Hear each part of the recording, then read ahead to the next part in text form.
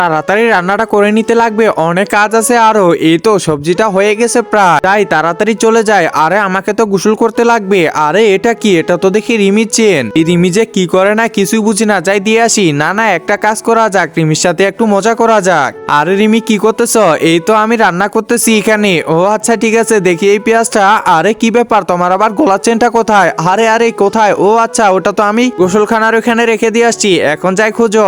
আরে কি ব্যাপার, এখানে না চেনটা রাখছিলাম, তাহলে এই চেনটা আবার গেল কোথায়? কোথাও তো দেখতে পারতেছি না। কি হলো, চেনটা পাইছো? আরে না না, ওটা তো ওখানে নাই, দেখি তো বেডরুমে আছে কিনা।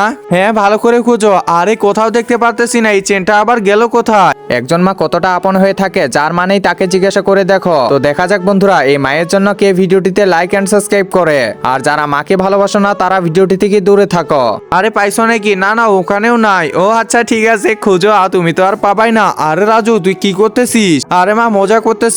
এইরকম মজা কিন্তু ভালো না, দিয়ে দে তাড়াতাড়ি। আচ্ছা ঠিক আছে মা, এখনই দিয়ে দিতেছি। এই যে রিমি শুনতেছ? আরে কি হলো? এই যে নাও তোমার চেন।